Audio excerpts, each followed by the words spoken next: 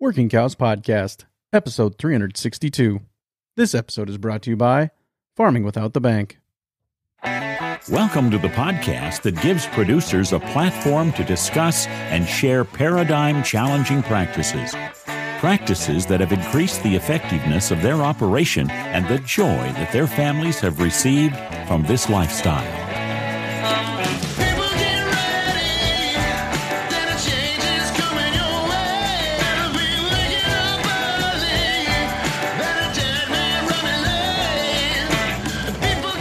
Howdy, everybody. It's Clay Connery, host of the Working Cows Podcast, recorded exclusively in the Understanding Ag Studios, and this episode is brought to you by Farming Without the Bank. None of you are farming like you did 100 years ago. Why are you financing it like you did 100 years ago? The biggest part of your operation is the money that runs through your hands, and you let someone else control that. The bank gets the final say in what you get money for and when you pay it back. For many, this is a great relationship, until it's not. Farming Without the Bank shows you how you can take back the control of your money so that you can make the bank plan B instead of plan A. This is done by you creating your own banking system you own and control. To learn more, tune in to the Farming Without the Bank podcast and go to farmingwithoutthebank.com to get the book. Once you've read the book, Mary Jo will meet with you one-on-one and help you determine where and how to get started. She'll most likely also touch on some estate transition ideas, financing ideas, business growth or startup ideas, and many other things she has experience with from helping thousands of farmers and ranchers like you. So go to farmingwithoutthebank.com today to get the book and subscribe to the Farming Without the Bank podcast now. Very excited to be joined today by Elaine Froese. As always, a pleasure to talk to Elaine, and piqued my interest a while back with a post and with something from her email about training the next generation, and I wanted to talk to her about that. How do we train the next generation? How do we prepare them to be leaders of our businesses? What do we do to get them ready to lead significant sized businesses in terms of assets that are under management? And so just how do we do that, and what is the mindset that goes into that? So that's what we're going to talk to Elaine about today. So Elaine, thanks for joining me today on the Working Cows podcast. Welcome back. Glad to be here. I think it's been a while since I reached out to you for this conversation, and so I don't even know what spurred it for me necessarily. You've had a very busy January and February, and so I just know that I came across something that really spurred my intrigue or interest in discussing how do we prepare the next generation, and even starting at a young age. I think that, and I appreciate the practical experience you bring to this conversation with having a young successor taking over some of these responsibilities to a large degree, a large portion of these responsibilities. So you've got some skin in the game to speak to this, but then also, before they get to that point, it's not like, oh, they're 39 years old or 36 years old, it's time to turn it over to them. What do we do in the years leading up to that, in the decades leading up to that, to help them get prepared to be successful when it comes time for them to hopefully succeed our management at a young age, rather than waiting until, we can recount bad stories, or we can just say, let's not recount bad stories, let's tell better stories, right? So a really good place to start, Clay, is how old are you? And way long time ago, I did a series, or did some articles with Country Guide magazine about toddler succession. And it's based on the idea that culture is the glue that holds your farm or ranch together. And culture is composed of what you believe to be true, how you behave towards each other, and how you make decisions. And today, if we're talking about transferring decision-making and management to the next generation, and how do you do that well, that really talks about decision-making. And the culture is also how you talk about your ranch or your farm around the kitchen table, and what kind of passion and enthusiasm you start planting at a very young age with your family. So in our case, Ian went to went traveling in Europe. Then he went to Bible school for a couple of years. Then he went to ag school.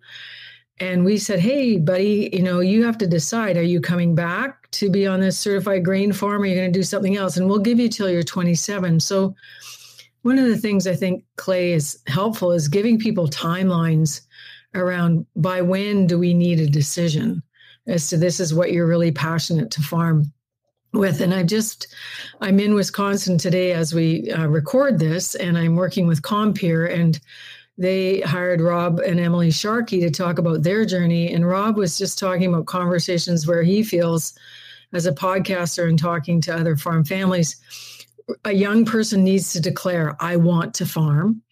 And the parents need to declare, I want you to farm. So therein lies a very good conversation that can happen as a teenager, can happen in your 20s. As a Hudson coach, I would like to see young people get lots of independence and great education and time away from the ranch with other managers so they see other styles when they're in their 20s. And in your 30s, it's about mastering success. And you were talking about a 36-year-old.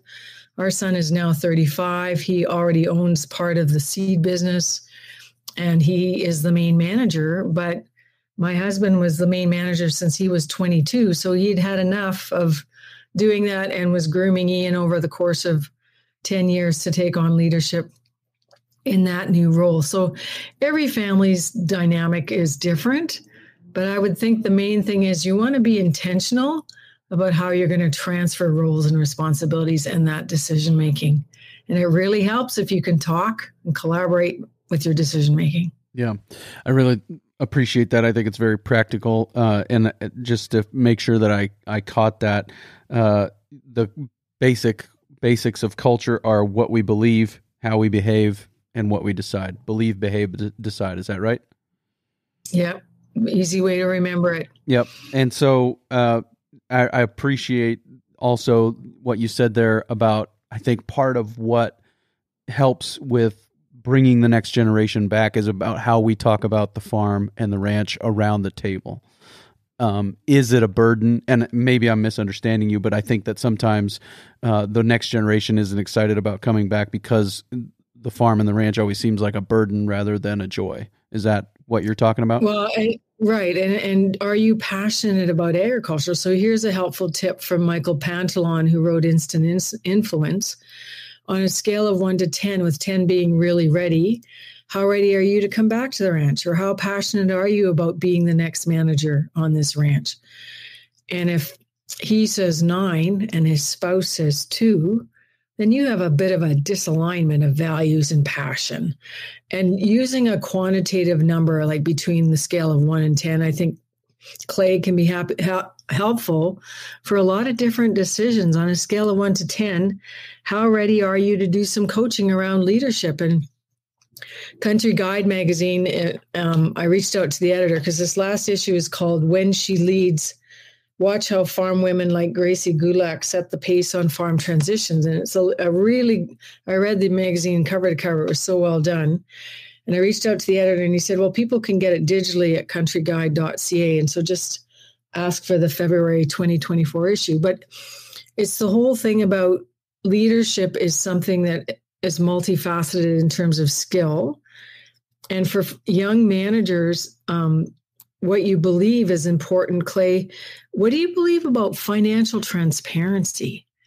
I've been speaking a lot about finding fairness in farm transition. I was in Vermont this week talking to the Vermont dairy producers, and there was a lot of robust conversation in midway when we broke for lunch and then came back together.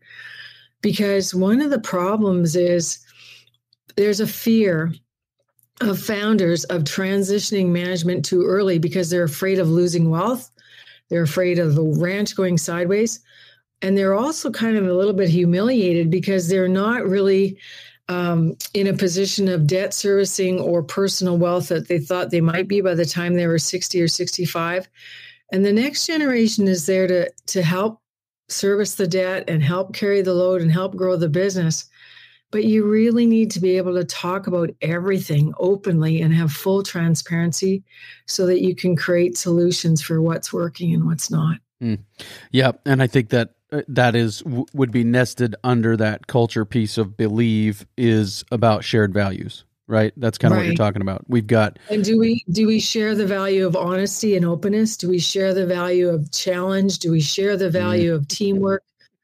Do we share the value of work ethic, right? Because obviously this next generation is also, newsflash, not going to put in the same long hours that you likely did or your grandfather, because life is different now and there's different demands. And also a lot of people are looking for ways to work smarter, not harder.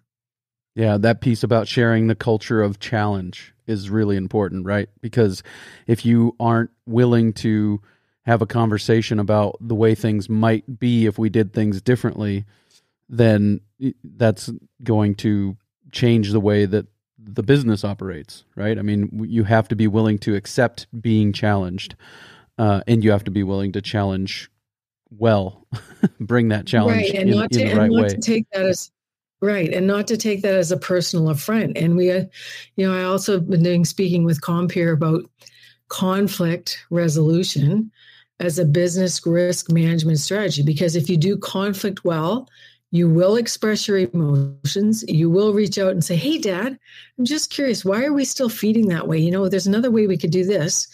And so it's that collaboration of, it's okay to challenge the current way of doing things, but also learn and accept and try out and experiment new ways of doing things. And, I really give my husband a lot of credit because he's very open to Ian being innovative, which is part of Ian's personality. Likes to turn our farm into a bit of a research farm, but they do it in small pieces. They don't, sow the whole farm down to fall rye or whatever. And they experiment and they do things in small pieces and see what the outcome is. But that also begs the question about behavior and whether or not you see conflict as something to be avoided, or that conflict is a way to be clear with each other and to test things out and to adapt and put yourself in the other person's shoes. So I'm a big believer, Clay, in people saying, this makes me feel this way. So expressing your emotion. I don't know if you know what it feels like to be 67 and aging and stepping back without stepping away on this ranch, but I'm really struggling with the grain dust. And I can't do this anymore. So we're going to have to make adjustments. Or I'm struggling with the fact that you're not showing up on time because you're having to deal with putting children on the school bus and, all the other employees are kind of standing around. We really need to get things done in a more timely fashion here. So there's always going to be management styles that either help lift each other up or are clashing. And it's okay to talk about what's working and what's not working, because that's called life. That's adapting and creating solutions to create resolution rather than just pretending that everything's okay until the next blow up happens. And the behavior piece of this culture building to me is also about, are we behaving in such a way as to be financially prepared to hand this thing off? And I've sat through a number of your talks and I really always enjoy it. And one of the things that you consistently bring up is, what's the cash flow situation of the ranch, of the farm? Are you financially able to transition this thing? Viable. Right. Yeah. And so the behavior comes down to getting ready at that level too. I mean, there's other things obviously, and you mentioned some there. Right. But it's pretty basic though, isn't it, Clay? I remember when you and I were together in Deadwood, South Dakota, talking to this young couple that was just beside themselves because their parents were way out of control with debt on fancy pickup trucks that they didn't need and unaccounted for spending. And they just said to me, Elaine, quite frankly, we do not want to have this kind of, loosey-goosey kind of way of dealing with money and cash flow and having debt that's not good debt. They didn't want debt that's good, that is going to help them create income, but they didn't want debt being spent on toys and fancy pickup trucks. So because of my home economics degree and just the way I'm wired around being practical, finances are a great place to start, Clay. And Dick Whitman, who I've also just been meeting at my Compare conferences here, Dick has a compensation worksheet that I give out almost like candy to help people understand what the farm or ranch is paying for and what you're responsible for. And just being able to talk about what's a reasonable expectation for income stream for the parents, because that's also holding back this transition of management to the next generation.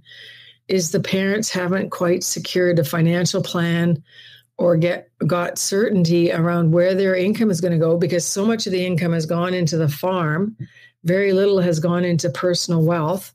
And now they're a bit embarrassed that they're going to have to draw more from the ranch than they thought because they didn't put enough away on the personal wealth side. And so that was kind of life-changing for my Vermont dairy farmers, because dairy farming has lots of challenges with cash flow and prices and things. And young dairy farmers are living on very low incomes, which I think are like $30,000, $40,000 a year. Same with ranchers that I've talked to. And I go, hey, buddy, that sounds great. You're single now. How are you ever going to get married and have kids and spend $84,000 on living if you can't even buy any equity now when you're single? So these are all conversations that are interwoven, Clay, and people get overwhelmed. And I just think of these things. Think of income streams, think of housing, and then think about fairness to you as the successor, the parents, and to your non-farm heirs. And that's a good way to start chunking down this conversation into pieces that you can actually start having conversations about. Yeah. Digestible. Make it small enough to get around, right? It's not, so you're not totally overwhelmed by it. Let's take a quick break and hear a word from our sponsor today, Farming Without the Bank. None of you are farming like you did 100 years ago. Why are you financing it like you did 100 years ago? The biggest part of your operation is the money that runs through your hands, and you let someone else control that.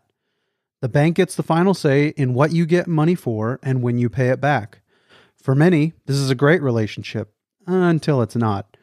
Farming Without the Bank shows you how you can take back the control of your money so that you can make the bank plan B instead of plan A.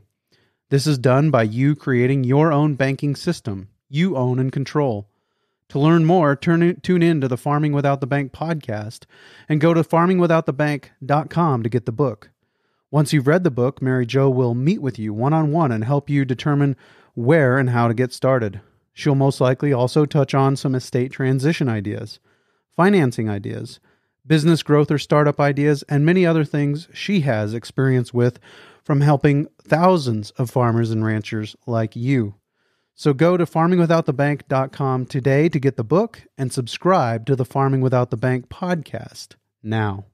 So on the behavior side of this culture, are there other things that we should mention here? Other things that need to be I think it goes without saying that you should show up as adults, not 4-year-olds.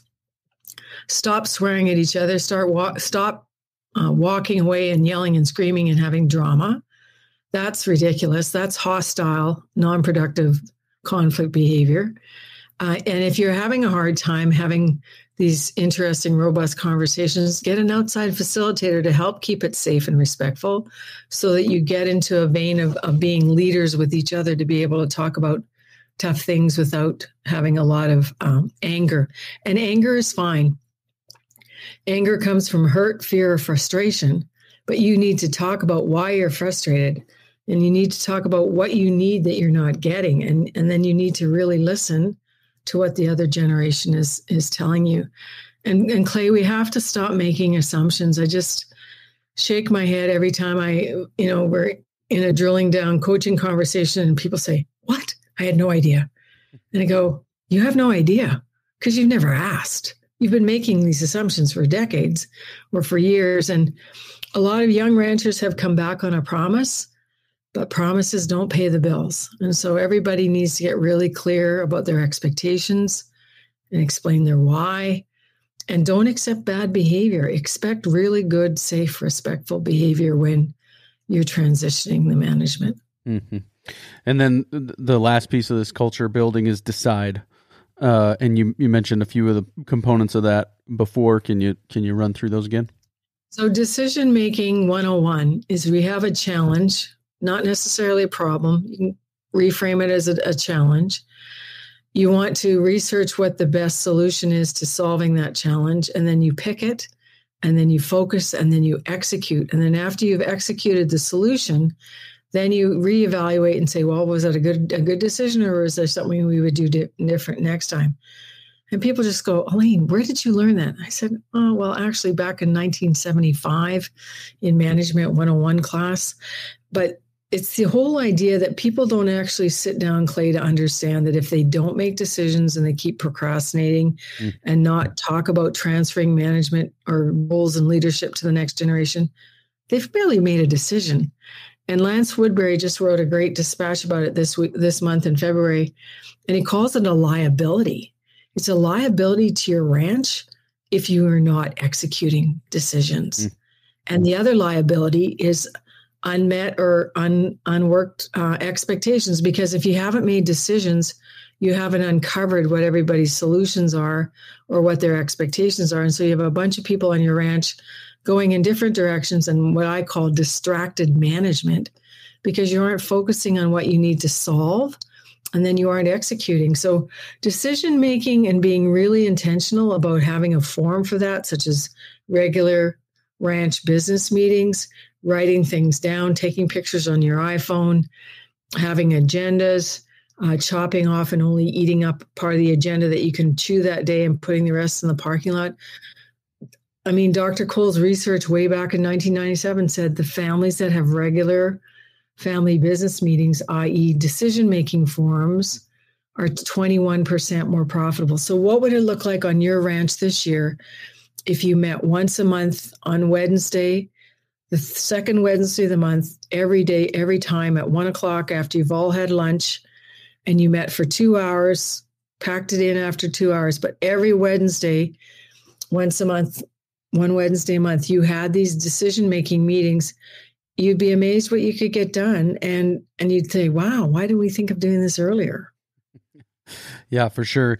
And with regard to succession, I think that the decision and, the culture and the decision is about asking people to decide and to declare their intentions early on and work through a process that gets them prepared for an earlier transition rather than waiting until much later in life and what's been very disturbing to me this winter is had a great time at the Iowa Young Farmers Conference at the beginning of February, but it became very clear to me through listening to the lawyers who were speaking that the reason why some of these transitions are so stuck, Clay, is because the tax law in the U.S.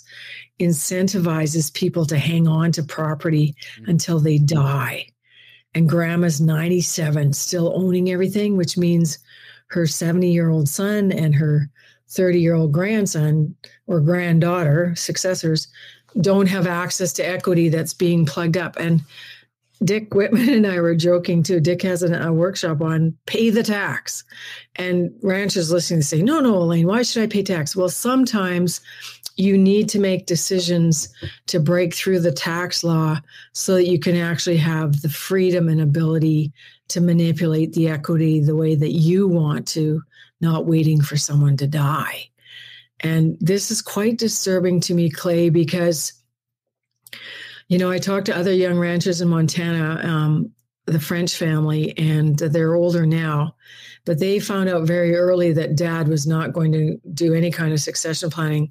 So they started making decisions to buy cows, stock gates, skid steers, anything that moved, anything that was movable. And they looked for an opportunity to buy access to ranch land and start up something themselves. And so the day finally came when, it was obviously that the management was not shifting to them. And they said, well, that's fine. We're moving on. And the dad said, what do you mean you're moving on? And they said, well, you were very clear when you threw the succession papers down on the floor when we presented them to you 10 years ago that you weren't interested in making a plan. So we've been building our own. Thank you very much. And that's the other thing I want to do is give hope to listeners that if the family dynamics in your farm are not a healthy culture, you're not happy working together, you're not able to make decisions, then I would start looking down the road to adopt yourself into what I call a joint venture or non-related party agreement, where you ranch or you farm with a business person who actually wants to be in business with you. And that might be radical. Well, no, Elaine, this ranch has been in our family for decades. Yes, it has. And how happy are you? Not at all. So where is it written you have to ranch or farm with your family?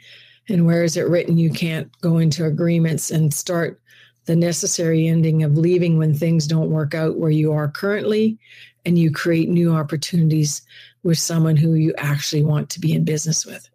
Mm-hmm. Yeah, very good. And you ran down kind of the succession process that you've gone through with Ian over the last few years, and it involved him getting away, getting some experience other places, making a commitment at 25 or 26 to come back, and now he's 35 and he is stepping into that role more and more. Yeah, and also he's purchasing parts of the business. So he has purchased the seed business, and he's built a brand new seed plant, and he has employees that report to him, not to his father.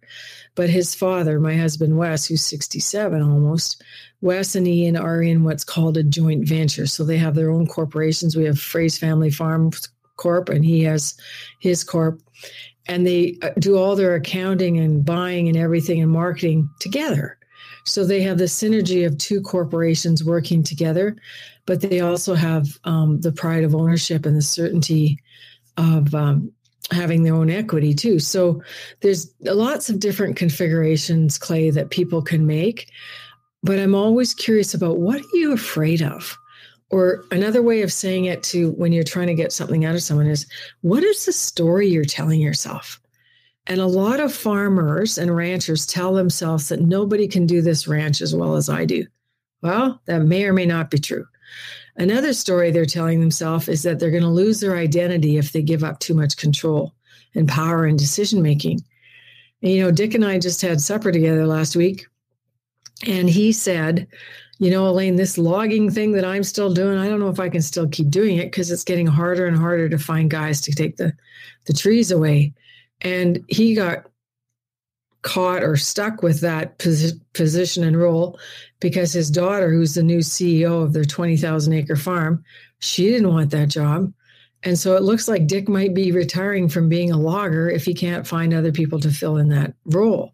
So the other thing is, what does a good day look like to you on the ranch?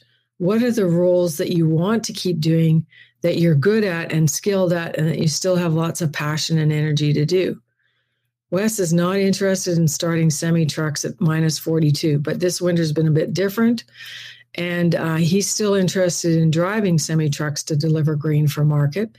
But he's become really sensitive to the wheat dust and to the grain dust. And so he should not be the one in the bin making sure the last kernel of wheat is out of that bin. And so here's the thing, folks. You're going to age, and your body is going to change, and your expectations and your energy levels are going to change. And that's okay. But what is working for you now? What do you want to do, and what do you not want to do? But once you determine, like we did when Ian was 25 and said, yes, I want to be part of this business, then the successor effect starts jumping in full bore. And what the successor effect is, the growth or the expansion mindset and thinking that happens when you know for sure that you have a successor, and land gets bought and equipment gets upgraded and business plans get changed. But what is not healthy, Clay, is you have an opinion on your ranch, well, everyone's welcome to come back. And I'm screaming, no, because this ranch can only support 1.5 families, which means the other half of the family, it's not cut in half. It has to have an off-ranch job because the cash flow is not there. But everybody's welcome here. Yeah, everyone's welcome to come and play and help out and brand and do ranching things, but not everyone is welcome to be a business partner. We cannot make this viable for 4 families. So be very careful in your behavior and your speaking of what you promise to the next generation that you cannot fulfill economically. Yeah, that's very good, and we'll circle back around to that in a minute. But regarding the transition that your family has been through, or is going through currently, is there anything that you would do differently? Looking back, is there anything that you've learned and said, okay, this is how it happened here. I'm going to, as I coach other people, I'm going to say, this is what we learned there. This is what we would do differently. Well, the good thing is we had our own coach. His name's Peter, and works with our accounting firm. So he was really good at interviewing Ian and Kendra separately from us and then bringing us together for family meetings, which is what we do in our coaching team. Doing differently, we also did personal style assessments, which I think is also really important for awareness of finding out how people are wired. So Ian's very people-oriented. My husband's very task-oriented. Sometimes that causes conflict of expectations of getting tasks done in a timely manner.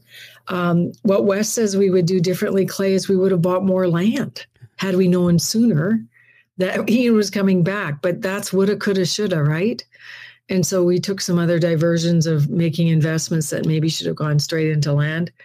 Because, of course, 10 or 12 years ago, the price of land was much different than it is now. And the decisions that we're making now is not to buy any more land, but to make the land we have more productive through irrigation and tiling and other projects. So I wouldn't say that there's a lot of regrets, but I know that in the families around us, it's just really important to protect relationships. And I have one case I'm thinking of where the parents just did not understand the opportunity they were giving up by hating their daughter's partner. And, the whole dynamic around judging people or not giving people an opportunity to prove themselves or not being economically wise with good written agreements. Those things have really come back to bite families when they've made really poor decisions based on hatred and judgment rather than on being kind and giving people a chance and really knowing what the opportunities are. Mm-hmm. So earlier, just before I asked that question, you were mentioning we don't make promises we can't keep. We don't say everybody's welcome when really 1.5 at best is what this 1.5 family units at best is what this farmer ranch can realistically provide for. So in that scenario, that seems like a very delicate scenario. How do you pick a successor when you might have more than one that's interested? Is it an interview process? Is it share with us your mission, vision, and values and your vision for where this goes and you pick one there? Or how does that work? Well, if you read the book or the magazine on leadership, and Kelly Dobson, who just lives 40 minutes away, runs a company called Leadershift, and he's a coach trained at Royal Roads. And he and I have done some speaking together, but we both agree that you need to know who you're coming to invite to be part of your farm management team. What's their personality? What's their conflict profile? What are their skills? And Dick Whitman will say it's just because you're part of this family doesn't mean there's a place for you here. It's based on merit. And so it's his daughter, I think, who has an MBA, who's running their large operation. And she's, in her early 30s, I think, and she gives direction to her uncle and her cousins. And so in an ideal management world, it's the person who has the skills that your ranch or your farm is needing, and also who has the passion to be up at 10:30 at night, changing the screens or unplugging the seed plant or serving a customer or pulling the calf or whatever it takes. And I think that people are wise to put people into positions first as employees and have a probationary period, just like other people do in other farm industries, and see where the passion lies. And then also what the economic expectations are, because you could have one kid who doesn't know how to manage money to save themselves and the other one who's very good at stewarding resources and paying down debt and allocating debt to the right places.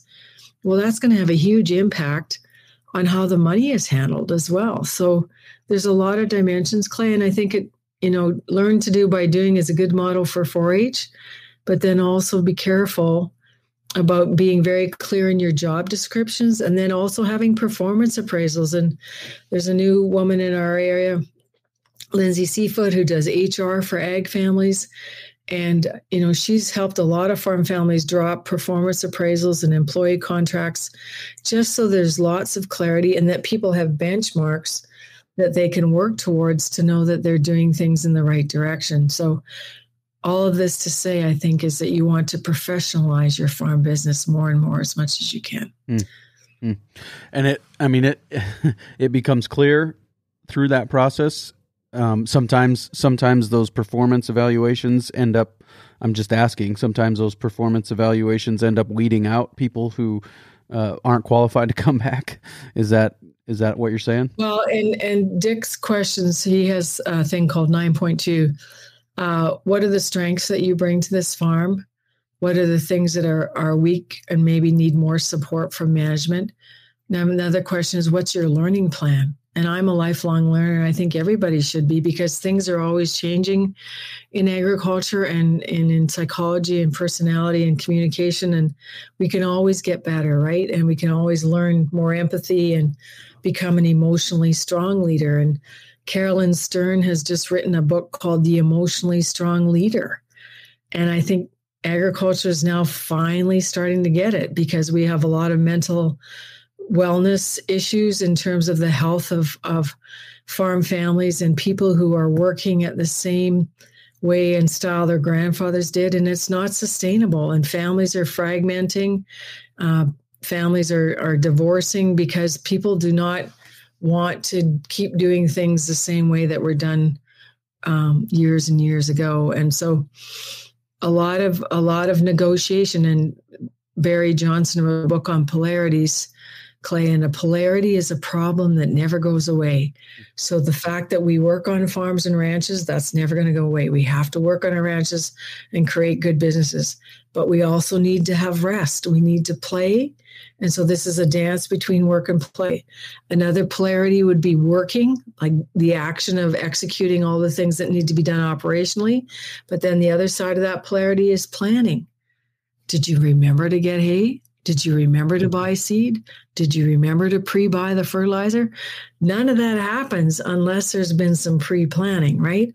So people have to understand that they get to choose how they wake up in the morning, with how they face the day, and how they're going to operate and manage themselves first, their internal world, and then how they react and respond and are proactive in their external world, and whether or not they're a nice person to be around. Because the retention, we're also talking about that in Vermont this week, retaining an employee is important, because it's going to cost you their salary plus 0.5, said the expert that was speaking there, 1.5 times. So if you have an employee that makes $50,000 a year, replacing them is going to cost you $75,000. Like, it's just, with lost opportunity cost, time, training, mistakes, all that other stuff. So it pays to be wise in terms of how you show up, and it pays to be intentional about how you're sharing the skills for that next generation. Right. Cliches are cliches for a reason, right? Failing to plan is planning to fail. Right. And those things of, retaining employees is a great example of that, where it's going to cost you more to not do the work to maintain and retain those employees.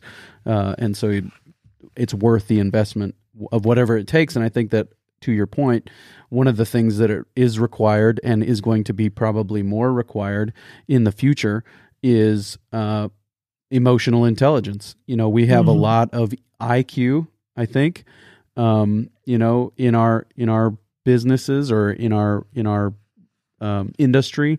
There's a lot of really smart people from a lot of different perspectives. There's a lot of wisdom that they know a lot about the different ways and seasons of the year and how to prepare and get ready for those things. But that emotional intelligence is the one that is probably going to be the one that we need to focus on in the future, of being able to relate to people and communicate and it's really a lot of what we've been talking about today.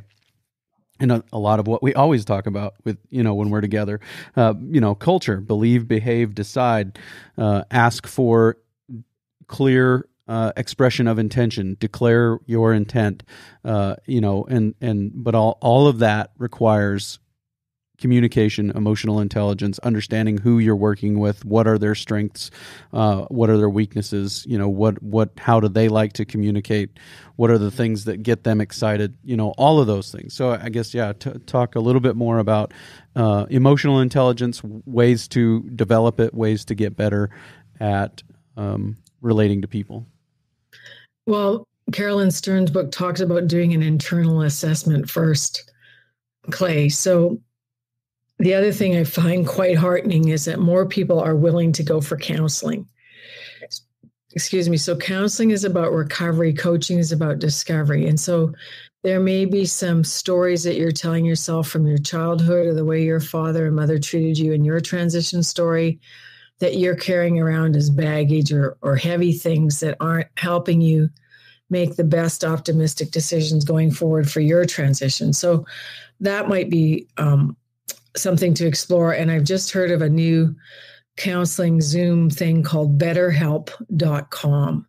And other people that I know personally have used it and found it quite helpful to get some clarity around there.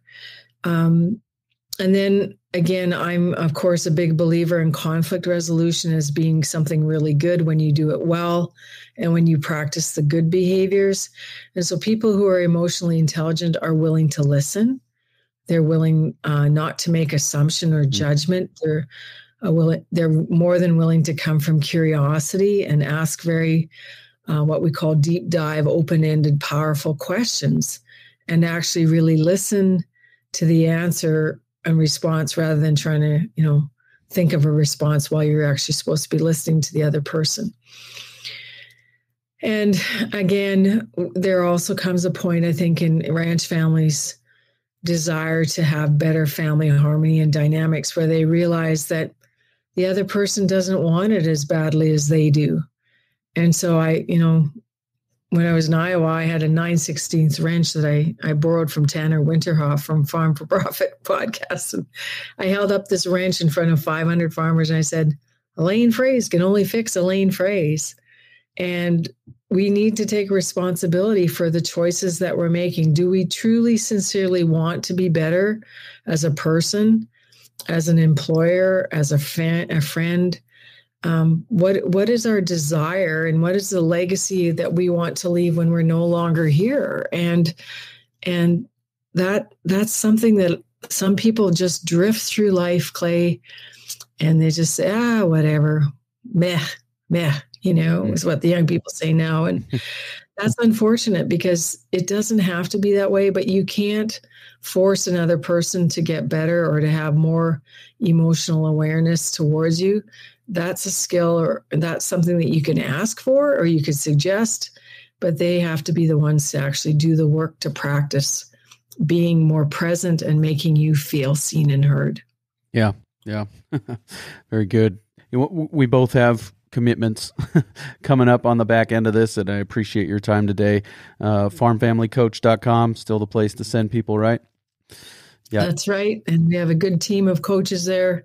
Happy to give you 20 or 30 minutes in a discovery call to help you take the next step and see whether some one-on-one coaching or being part of our membership site would be a good way for you to get group coaching every Tuesday of the month. If you'd like to sign up for that, the doors are closing for that in end of February, but they'll be open again in October and you can go on the wait list. And again, I just want to encourage people to sign up for our blog and insights because I'm happy to come into your inbox every Thursday with either a podcast or like what we're doing here or insights, Clay, for people to just keep taking the next step because it's their farm, it's their family, but it's ultimately your choice if you want that culture on your farm and ranch to improve and to have the life you've always wanted. Mm-hmm. Yeah, very good. Elaine, thanks again for your time today. Pleasure to be here and reach out anytime. Nice to hear your voice again. Take care. Very good stuff there. As always with Elaine, I really appreciate her taking the time to join me.